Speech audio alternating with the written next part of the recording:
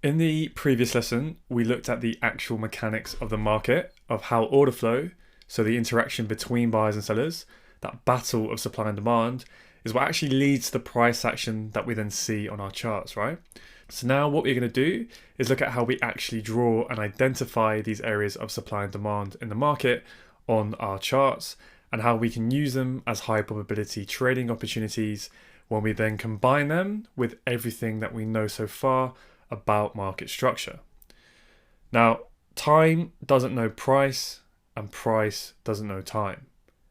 I know at first that sounds like some kind of silly little riddle that you might be trying to get your head around, but it's actually quite simple in reality. So as retail traders, we can get quite caught up in our world of technical analysis and looking at candlestick charts all day, and we can be forgiven for thinking that everyone who participates in the forex market, is trading it in a reasonably similar fashion to the way that we kind of think about and look at the market.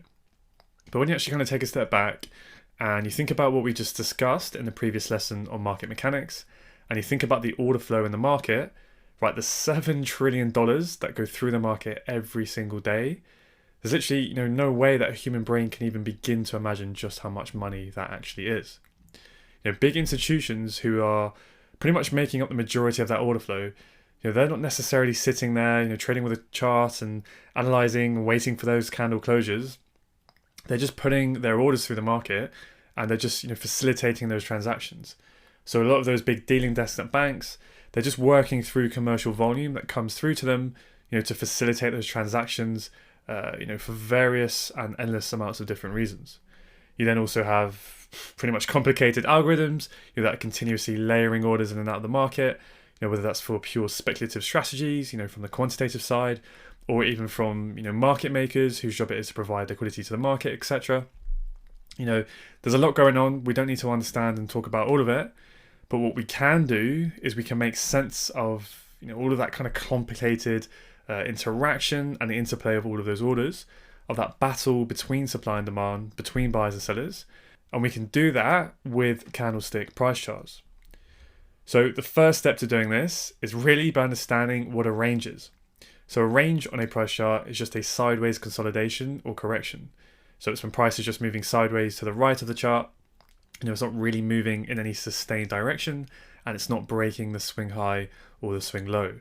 So it's just ranging in between two of those swing points, and the trend has pretty much paused.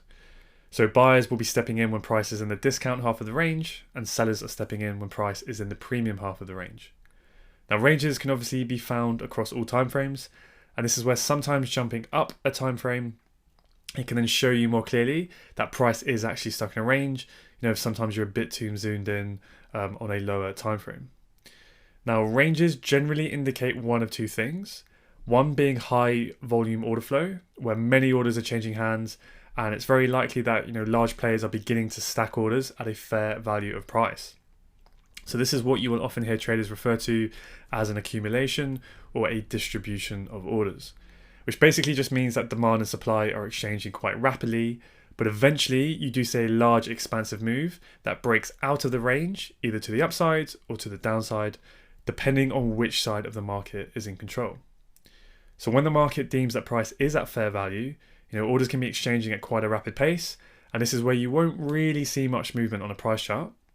But then eventually, when that imbalance between supply and demand eventually arises, and it will eventually arise, that is when you will then see price move rapidly in one direction. Why? Because it's trying to seek more orders, right? Price needs to seek more liquidity in order to fill that imbalance and bring the market back to an equilibrium of fair value between buyers and sellers, which is where price will then form another range, right? Until the next imbalance then arises, which will then cause price to break out of that range to then seek more orders to fill that imbalance. And then this whole cycle that we've just described, the whole cycle of order flow and that relationship between supply and demand is essentially that continuous heartbeat of the market.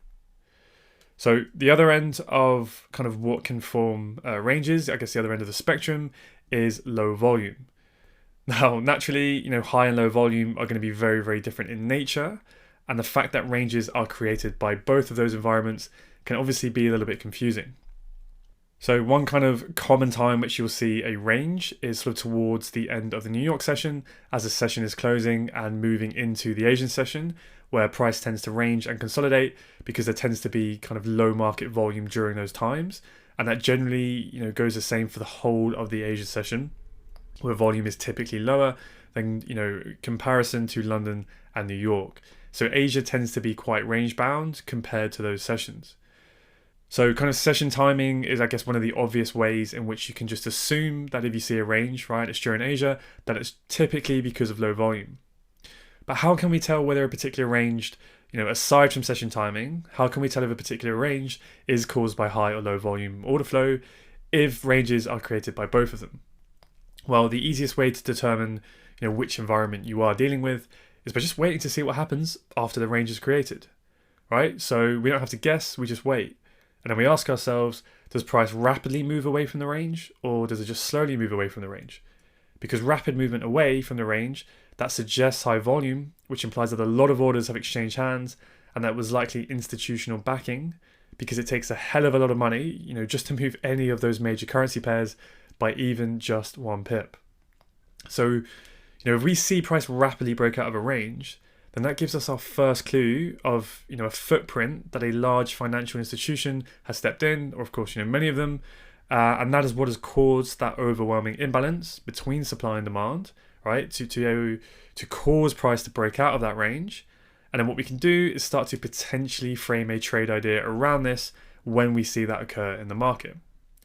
But if you see quite slow movement, price sort of just trickles out away from the range, then that will typically suggest low volume, and that there hasn't been that really significant imbalance between supply and demand, which is what really we are looking for. Because remember, the whole game we're kind of playing here with supply and demand is to look for where the big money stepped in to take control of the market. And we want to use that to understand where price is likely to move to and move from, because that gives us another framework in order to read the order flow. So again, a movement away from a range should be significant to clearly showcase momentum being injected into the market. So if price moves out of a range and then sort of immediately retraces afterwards, that can be, not always, but can be further evidence of low volume. So therefore would not be the creation of a supply and demand zone that we really should be interested in. So we are not looking to trade that initial move, that initial breakout of the range, but instead we are concentrating on the retest of that range as price eventually looks to return to that area. So range created demand is when we see that sideways range followed by a rapid expansion to the upside, and then we look for a move back into that overall demand zone to mitigate and fill any of those remaining buy orders that may be left in that area of interest. So then we can look for another potential bullish move from that price level where that huge demand initially, stepped in previously. So again, we don't trade the initial reaction out of the range because we never know for sure which way, price is going to break out of a range. So keep it easy. We just wait for the market to show its hand and tell us which way it wants to go. And then what we do is we patiently wait for price to return to that demand zone. And then we start to look for our entry models within that zone. So obviously the same thing goes for range created supply. We see price breaks out of a range to the downside, clearly indicating that in this case, supply managed to completely overwhelm demand, right? Because it causes that imbalance to the downside. So we wait for price to return to that range created supply zone, where then we look for potential entries to short the next move from that area where there is a lot of supply interest. Now, the second type of demand and supply zone that you will see is pivot created zones. So in the case of pivot created demand, you will see a sharp down move followed by a sharp retrace to the upside. So what's happening here is that supply is in control as price is moving down, and then suddenly an overwhelming amount of demand steps into the market, causing price to then rapidly reverse to the upside. And that creates that demand zone that we are now interested in, and we wait for price to return to that pivot demand zone to look for potential long entries. So then pivot supply is obviously the same, but the opposite, where we see a small sharp movement to the upside that is then rapidly reversed with an expansive move to the downside, showing that demand has then overpowered supply, causing that imbalance to the downside, where we will then look for price to return to that pivot created supply zone to potentially look for short entries. So these ranges and these pivot created zones, these really are the footprints of institutional orders in the market that shows us where they are stepping in with large orders to cause those imbalances. Now, we never need to guess. We literally just wait for the breakouts to occur to create those supply or demand zones, and then we await the return to the zone in question, and then we look for potential entries there once price gets there, because the probability, it's not a certainty, but the probability of price causing a similar move as it mitigates and fills the remaining, those large passive remaining orders that are sitting in the order book at that price level, that gives us a very strong edge in the market for us to potentially surf on the coattails of that large institutional money entering and exiting the market that causes those huge imbalances and therefore those huge moves for us to capitalize on.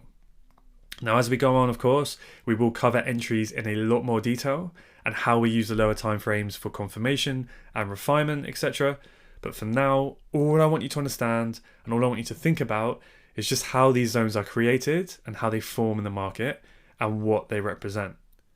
Because remember, all these zones are doing is they are visualizing the action of the order book, so that order flow, and that's the language of the market that we are essentially reading with candlesticks on our charts.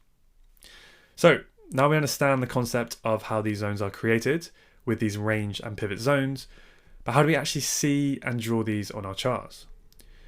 Well, as you can see here with candles, if it is a range created zone, we just draw our zone to cover the entire range. So we draw from the lowest point to the highest point of the range before where price rapidly then broke out of that range. And it's the exact same, whether it's supply or demand. For pivot created demand, we draw the zone from the bearish candles that are then engulfed by the bullish candle that breaks out to the upside. So we sometimes refer to this as the sell to buy. For pivot created supply, we draw the zone from the bullish candles that are then engulfed by the bearish candle that breaks out to the downside, and we sometimes refer to this as the buy to sell. So that's how they both look when we map these on our candlestick charts. Now, whether a zone is a supply zone or a demand zone, that will always be categorized by which direction price breaks out of the range. So if price breaks out of a range or pivot to the upside, this is caused by demand, right? Giving us a demand zone.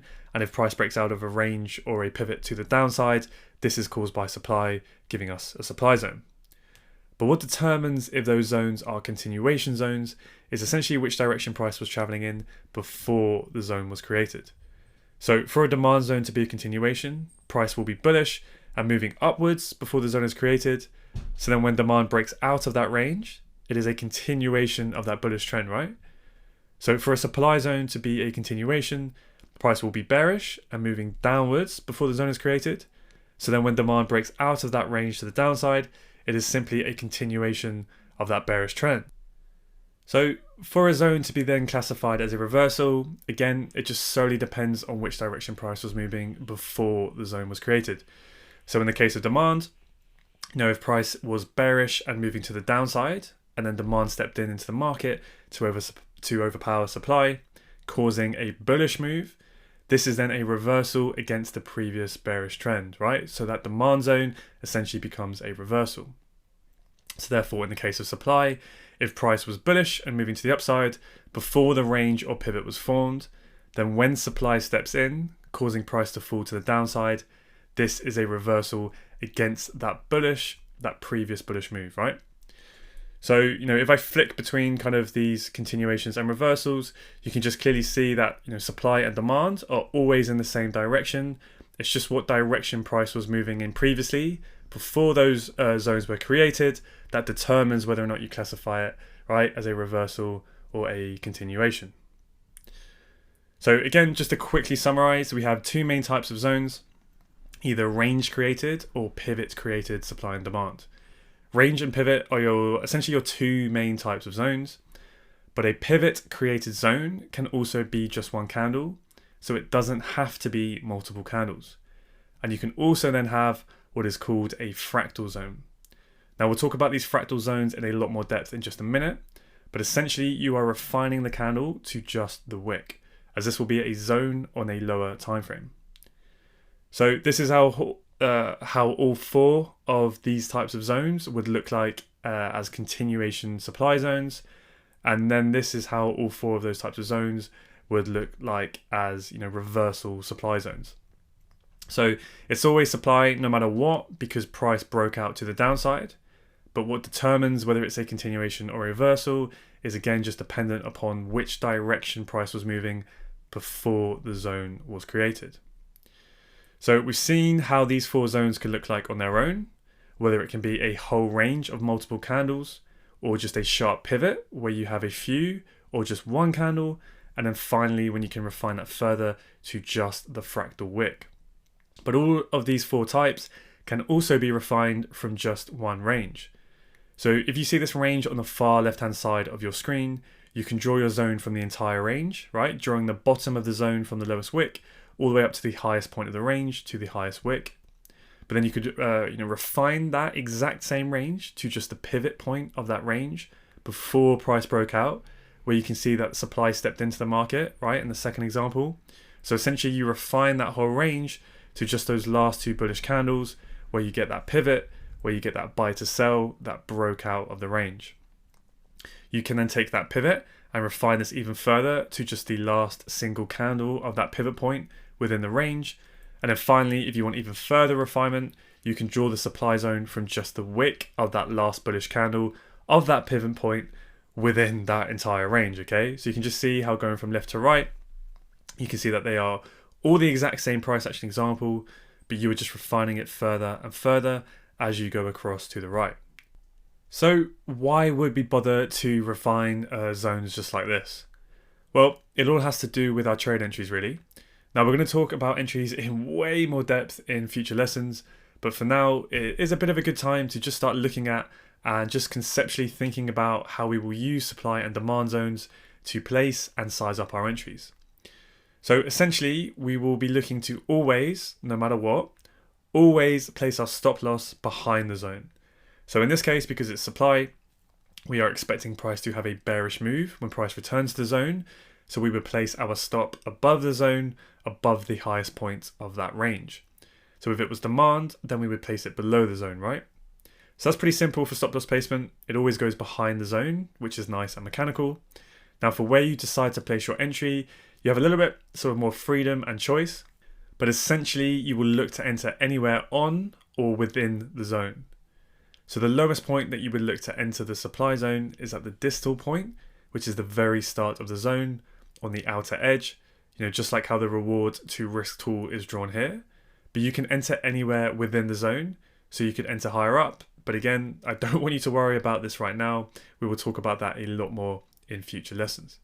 So for the purpose of this lesson, we are just always going to enter on the distal, which is the edge of the zone, okay? So our stop always goes behind the zone and our entry always goes on the edge of the zone. So going back to why we could potentially refine our range zone to either the pivot, the candle, or the fractal refinement, the reason why, as you've probably already guessed, comes down to reward to risk.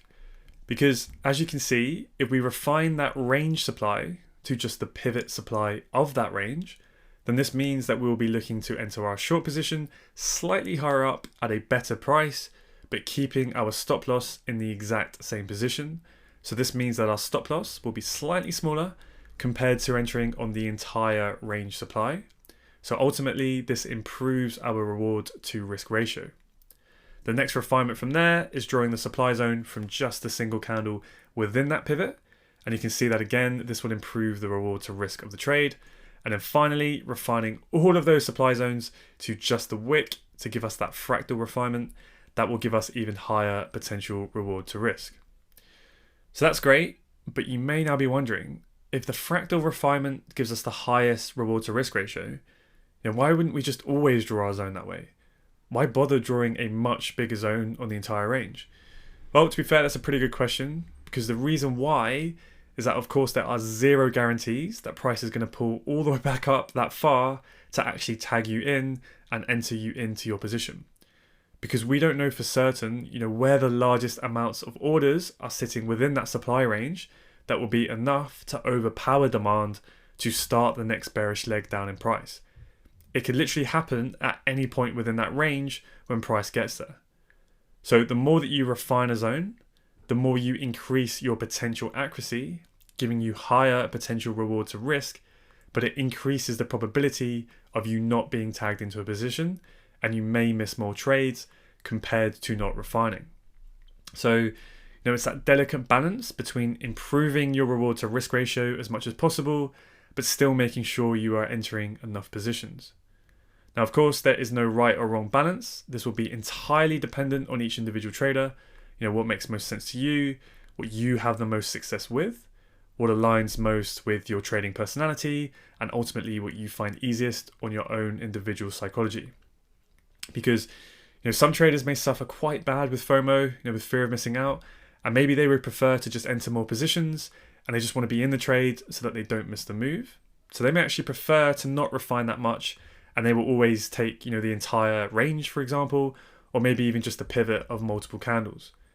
But then what they have to do is they have to accept, right, that their average reward to risk ratio may be lower than a trader who chooses to always refine their zone to, say, just a candle or even a fractal refinement. But the trader who does refine and prefers that higher reward to risk, they then may have to accept that they're probably going to miss more positions compared to the trader who doesn't refine, right? So it's that balance between kind of over refining to get the higher risk reward and then potentially getting less entries. But again, don't worry too much about this right now, because we will talk about entries and refinements a lot more as we go along. For now, I just want you to really understand the different ways in which valid zones can be drawn, okay? So now what we're going to do is we're going to look at a few more examples of fractal refinements that we can use as valid zones within the market. So we have range created supply and pivot created supply, right? And we've been thinking about things so far just in terms of one single time frame. But now what I want you to start thinking about is multiple time frames and how these different time frames will be interacting together, as we go through and flick through those different time frames. So if we look at the range created supply on the left hand side, let's say for a second that this is the 1 hour chart. So we draw our supply zone on the entire range there on the 1 hour chart. And now I want you to imagine how you think that would then look like on your chart if you jumped up to the 4 hour chart. Well, those 4 1 hour candles that we have drawn the entire range on, those 4 1 hour candles will make up one 4 hour candle, right? So if you jump up a time frame to the 4 hour time frame, you will see that that 1 hour range supply is actually a 4 hour single candle pivot supply zone.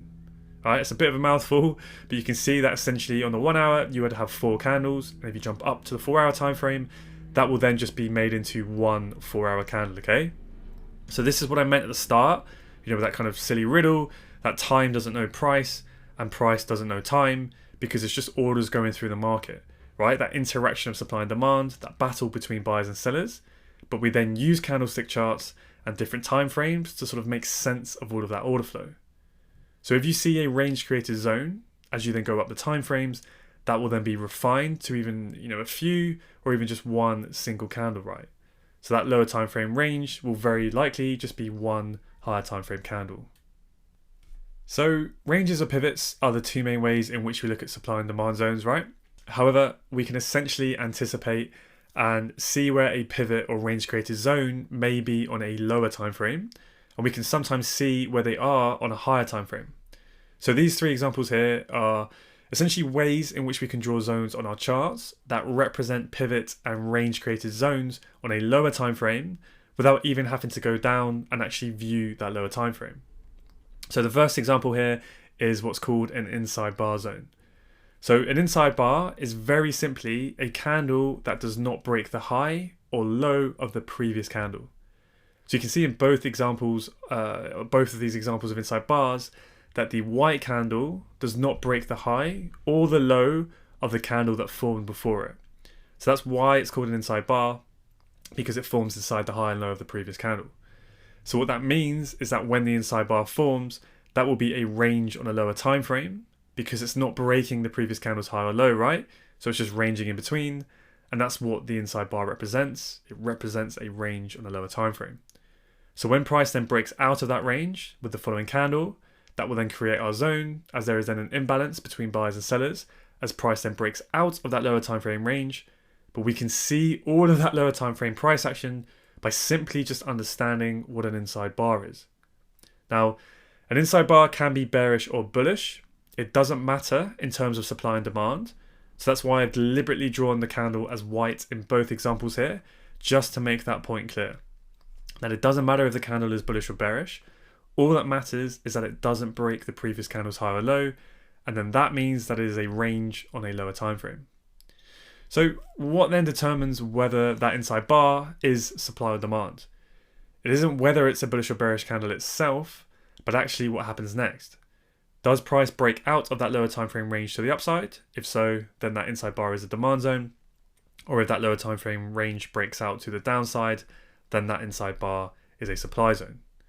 So whenever you are looking at fractal refinements in general, if you just ask yourself, how did those series of candles form?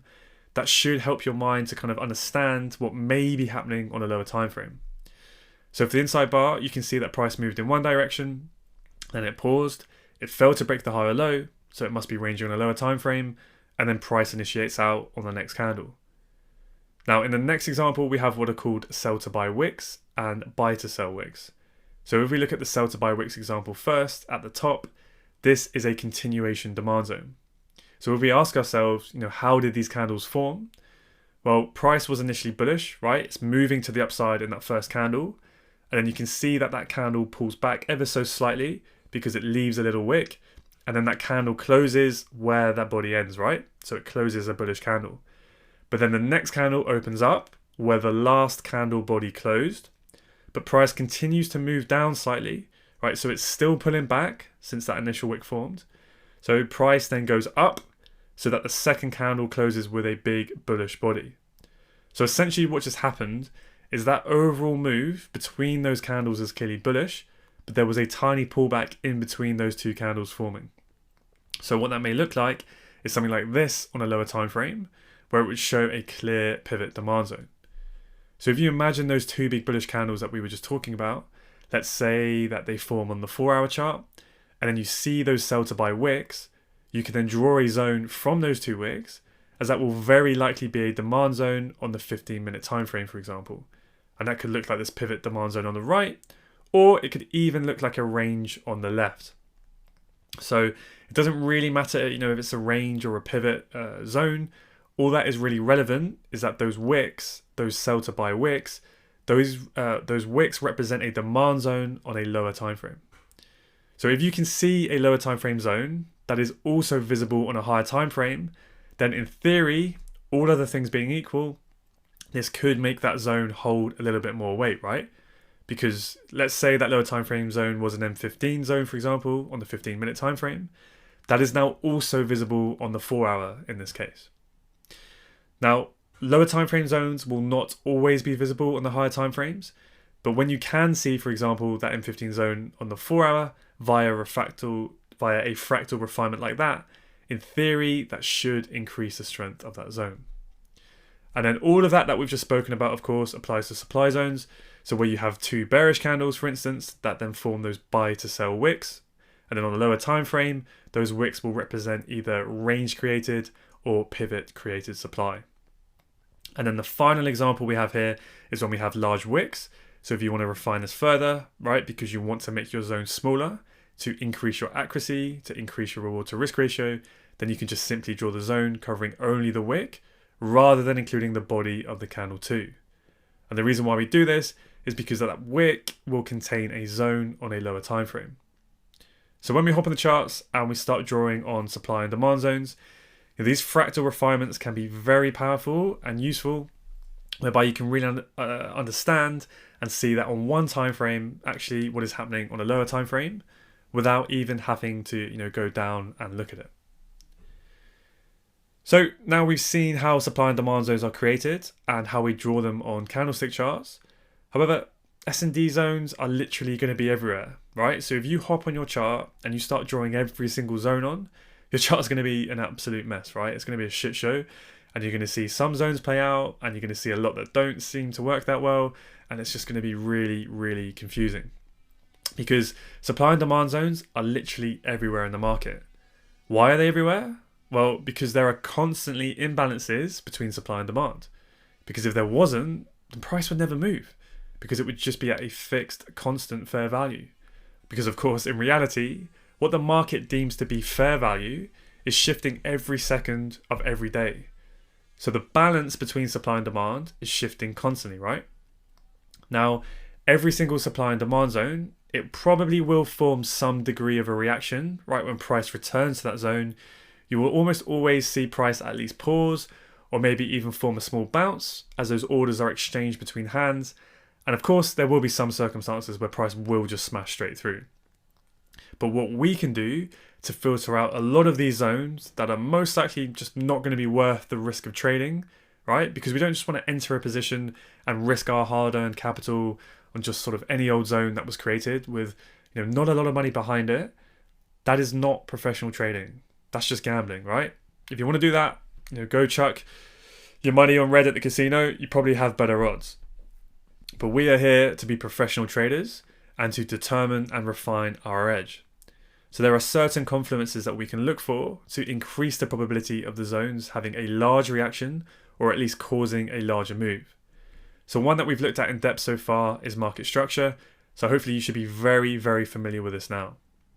So we've seen how we can use market structure to very effectively give us a bias on the direction of price, whether it is bullish or bearish, whether it is a pro-trend run or a counter-trend pullback, and of course bringing an entirely new dimension to that by using multi-time frame analysis to look at market structure across multiple time frames, to really build that story and that overall narrative. So market structure is a very important tool that we can use in our analysis to help us make sure that we are trading on the right side of the market, and that will increase the probability of the zones that we are looking to trade from, causing the type of large moves that we actually want to position ourselves in. So market structure will help us to manage our expectations of how far the move from that zone is likely to reach before price may potentially pull back or even reverse. So that's why market structure is king. We then looked at the concept of premium versus discount, so essentially helping us to see if we are looking to trade at a level that is actually well priced. So if we introduce supply and demand to this, we can then look to buy from demand zones in discount prices and sell from supply zones in premium prices to help increase our strike rate and potential reward to risk ratio. There are then some other very key concepts such as liquidity sweeps and mitigations, which we haven't discussed yet and we haven't looked at yet. So don't worry, we will look at these in depth in future lessons. So you don't need to concern yourselves about these just now, but these are also some key confluence that can help us to kind of pick and choose which zones that we are actually interested in building solid trade ideas around, okay?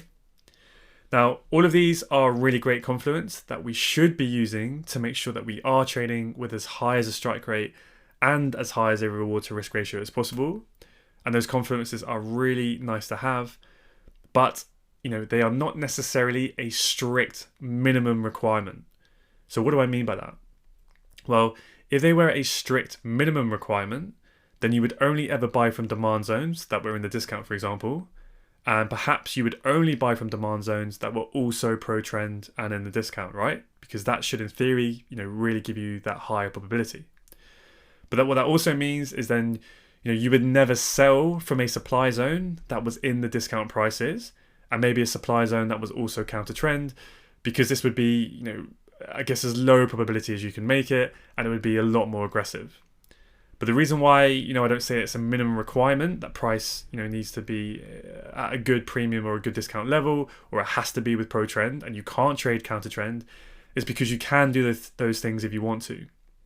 It will be a bit more aggressive and might be lower probability, so I wouldn't really advise it if you're starting out. But they're just not hard and fast rules. So that will all depend on each individual trader, on how they wish to trade, what makes sense to them, what they have the most success with, what is easiest and congruent with their own trading psychology, which again will only come with time, experience, testing, and constant reviewing. So, as I was saying, that list there are all confluences that increase the probability of supply and demand zones playing out with large and sustained moves, but they are not necessarily a strict minimum requirement to validate a zone that you may want to trade from. But there are two core methods that we use to validate a strong supply and demand zone that, in my personal opinion, you should really only be looking to trade from zones that at a minimum do at least one of either of these two methods, or ideally both of them together, in order to trade from them. So what I mean by that is I personally view them as a minimum requirement in my trade plan, so I would advise that you probably do also. So what are these two core methods? Well, again, because we want to find the zones where there was a drastic imbalance between supply and demand, so that when price returns to it, the probability of that big money stepping in again is a lot higher, right? Because those are the areas that we really want to concentrate on, that we want to focus on, and that we want to trade from. So again, what can we do to try and validate which zones are going to be the strongest, which zones are going to be the most significant, and therefore have that highest probability of causing a strong move? Well, the main idea is to find a zone that achieved something significant in the market. So there are two main things that we look for that we deem as significant in order to validate a strong zone. The first of those is that we want to find zones that caused a break of structure. So we want to see the zones that led to a boss. So we want to find whether demand came into the market that led to price being able to break structure to the upside, to break a high and form a higher high. And likewise, we want to find whether supply came into the market that led to price being able to break structure to the downside in order to break that low and form a lower low. So we should know by now that there are three different types of structure: swing, minor, and substructure. So the more significant a level of structure that a zone manages to break, then the more significant that zone will be. So with swing structure being the most significant of the three, minor structure being less significant than swing structure, and finally substructure being the weakest out of those three. So this means that the highest probability zones will be the ones that lead to the break of swing structure. So the demand zones that cause those swing higher highs, or supply zones that cause those swing lower lows. Now all three zones, boss, M-boss, and S-boss, can of course be tradable, but it's the swing zones that are going to hold the most weight and have the highest probability of leading to another large swing move. And it's those swing runs that really we want to catch and position ourselves in. So that's the first main way in which we can validate the significance of a supply or demand zone in the market, by concentrating on the ones which caused a break of structure. And the second main way that we use to validate zones as doing something and achieving something very significant in the market is if a zone actually manages to overpower and take out another strong valid zone, causing that zone to fail. So we call these flips, so supply to demand flips, or demand to supply flips. So when you find a zone that combines both methods, so not only does it cause a break of structure, but it also caused another zone to fail in the process, then this is when you have the highest probability zone, all else being equal. So let's just do a super quick crash course summary of everything that we have covered in this lesson. Supply and demand zones are caused by overwhelming imbalances between supply and demand, and we can identify and draw these on our charts by seeing where price broke out of a range. And this can be in the form of range or pivot created supply or demand. And of course, we don't trade the initial breakout. We instead wait for price to show its hand and see which direction it wants to go. And then we wait for price to return to that zone and then look for our potential entry models. So we look to buy from demand or we look to sell from supply. Now, what determines if those zones are continuation zones is which direction price was traveling in before the zone was created. So price will be bullish before a demand zone if it's a continuation, and it will be bearish before a supply zone if it's a continuation. If it's a reversal, then price will be bearish before the demand zone or bullish before the supply zone. Range and pivots are your two main types of zones, but a pivot created zone can also be just one candle.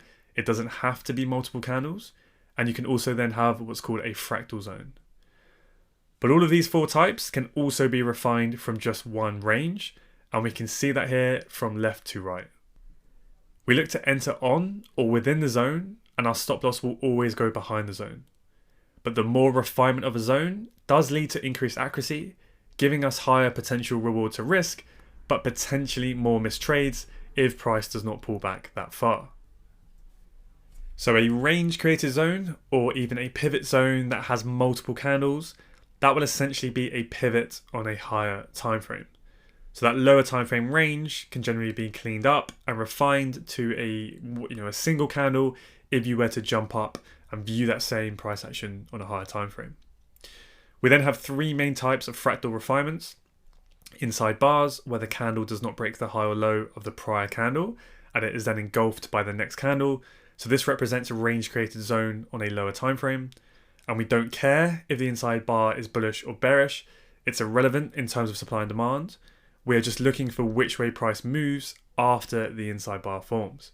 So if it breaks out to the upside, it's demand, or to the downside, it is of course supply. Then we have sell to buy and buy to sell wicks, which represent a pullback on a lower time frame. So within those wicks, there will be a pivot or range created zone on the lower time frame, which is visible as those wicks on the higher time frame. And then finally, we have large wicks. There's always pretty much stuff in wicks, so if you refine your zone to just the wick, this will be a range or pivot created zone within that wick on the lower time frame. Now, supply and demand zones are literally everywhere. Almost all of them will give some form of a reaction, but not all are necessarily one in which we want to risk our capital on and take a trade from. So of course we build a portfolio of complements and evidence for each trade to increase the probability, not only for the zone to hold, but also how far that reaction from the zone will actually be likely to move. So we can use market structure to help us with direction, premium and discount to see how well priced the zone is, and then liquidity sweeps and mitigations, which we will cover at a later point. So all of these are pretty nice to have, and we really do want to see them, but they do not necessarily have to be a very strict minimum requirement. But there are two main ways in which we do actually validate a strong zone. So I personally want to see at least one of these occurring in the market to consider validating and trading from a specific zone. So we want to find zones that actually achieve something very significant in the market, because this then means that they are likely to be a strong zone that had a lot of money backing that area. So the first way to see this is by looking at zones that cause a break of structure. The more significant the structure the zone breaks, then in turn, the more significant that zone will be, because it takes more money to break a strong structural level. The second method is by looking at zones that cause other strong zones to fail, and we call these flips. Now, when you combine both flip zones and structure break zones, this can give you very, very high probability zones to build trade ideas around. So over the course of the next few lessons, we are going to look at both of these two core methods in depth, and we're going to combine them with all of the other confluences that we have looked at so far, such as market structure and premium and discount.